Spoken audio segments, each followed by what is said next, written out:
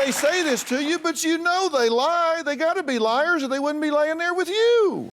I want to talk for a minute to Erin. Now, Erin, you are married how long? It'll be 8 years in January. 8 years in January, okay? And you have had, this is your husband, Alan, right? Okay, and you guys have children? 3. 3 children. And you have had an affair creep into your marriage, correct? Yes. And Alan, you acknowledge that, right? Right. Okay, and you found out about it, and it's your belief that it's over at this point, correct? Absolutely. Did you blame yourself for it? Mm-hmm. Okay, tell me, so you agree To some extent, absolutely. with what's being said here. Tell me about that. Our communication at the time that was going on was limited. I had just given birth to our 3rd child, and I was working, I was going to school, I was pregnant, we had 2 other children, and we were not communicating as much as we should have been. And I was unaware because I was very tired, and I was unaware at all that this was going on. Had our communication been better, had he felt that he could talk to me about the things that were bothering him, he wouldn't have struck up a friendship with someone like Ingrid, and then it wouldn't have developed more into more. Do you agree it was her fault, No. in part? No. No, You don't I agree? don't see that.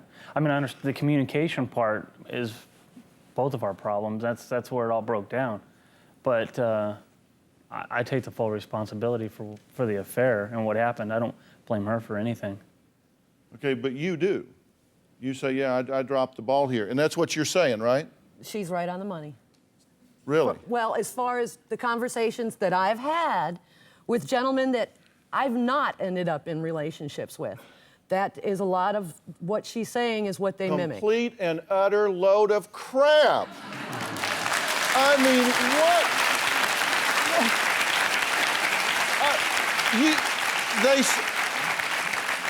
They say this to you, but you know they lie. They got to be liars or they wouldn't be laying there with you. I mean, so you know they got to be lying. I mean, Exactly. but you're telling yourself this. Listen, and let me say, I want to agree to a minuscule degree. Women can do things to set themselves up to be victimized in this way. That much I agree with. That doesn't mean you own it. It doesn't mean it's your fault. It doesn't mean you made the decision. It just means that do you need to be attentive and involved and plugged into your mate? Of course you do, and you're more vulnerable if you aren't. But that doesn't mean that you made the decision for him. Because you know what happens if you're not communicating in a relationship? You know what you need to do? Start communicating. Don't go across the street and start sleeping with somebody else who you can soon not be communicating with. Maybe you were tired. Whose baby did you have, by the way? His. Yours? Yeah. Okay, who got you pregnant? He did. He did? So he got you tired. All right?